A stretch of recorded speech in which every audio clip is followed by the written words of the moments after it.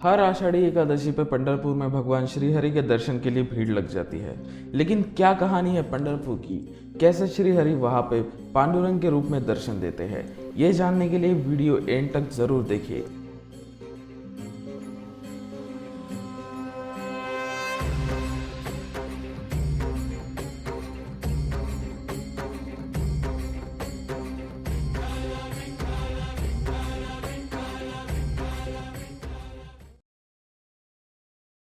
ये कहानी शुरू होती है द्वापर युग में, जब देवताओं और असुरों के बीच में युद्ध हुआ था। तब राजा मुचकुंद मनुष्य होकर देवताओं की सहायता करने के लिए आए थे।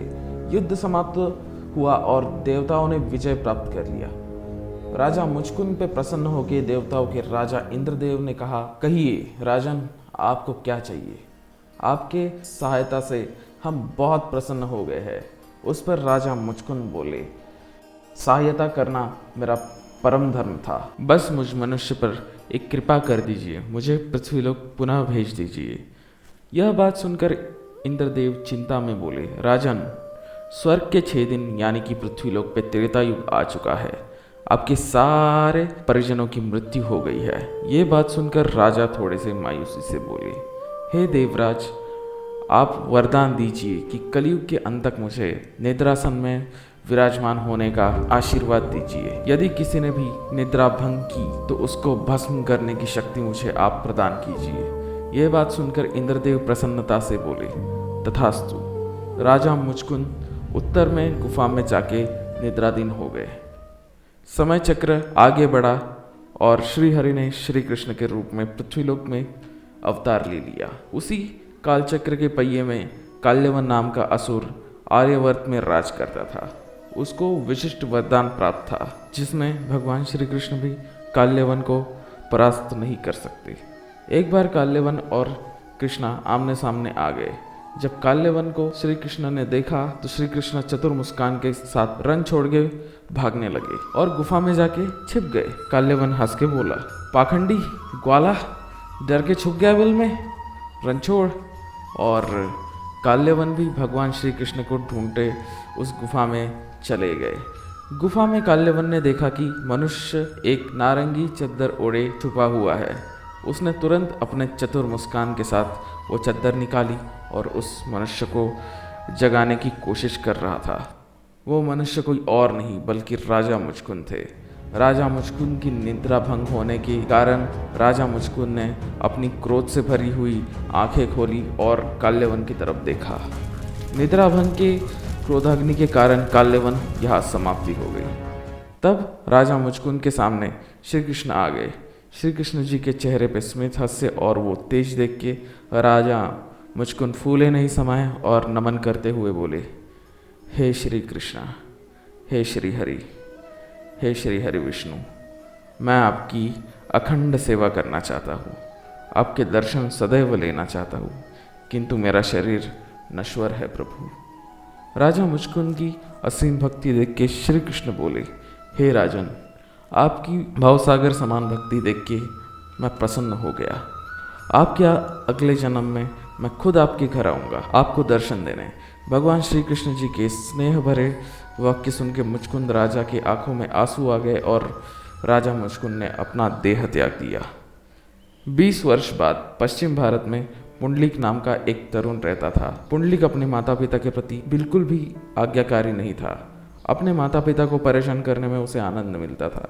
एक बार माता पिता को काशी यात्रा जाते हुए देख पुंडलिक भी अपने माता पिता के समान काशी यात्रा के लिए निकल गए और माता पिता को पीछे छोड़ के वो आ गया था अब महर्षि कुकुट के आश्रम में। महर्षि कुकुट ने पुंडलिक को देख के मुस्कुराते हुए और थोड़े क्रोध से कहा, वत्स, तुम वही हो ना जो अपने माता पिता को अनादर करता है। जितना माता पिता अपने दुखी हो उतना तुम्हें आनंद मिलता है वत्स, किंतु अपने माता पिता की तरफ देखो, कितने बूढ़े हो गए हैं। काल की इस परिक्रमा में तुम्हें पता भी नहीं चलेगा कि तुमने अपने माता पिता को कब खो दिया। चाहकर भी तुम उन्हें वापस नहीं ला पाओगे। महर्षि कुकुट की यह कड़वी बातें सुन के पुंडलिक अंदर से टूट गया और महर्षि कुकुट से पूछने लगा कि वो कैसे अपने पापों का प्रायश्चित करे। महर्षि कुकुट बोले, वत्स, जाओ अपने माता पिता की स्नेहपूर्वक सेवा करो, श्री हरि का नाम लो। यह बात सुन के पुंडलिक ने अपने माता पिता के सामने गया और उनसे क्षमा मांग ली और उनकी सेवा करने लग गया। एक दिन सेवा करते करते संध्या हो गई और अंधेरा छा गया। माता पिता की सेवा करते बैठे पुंडलिक को अब समय का कोई अनुमान नहीं था।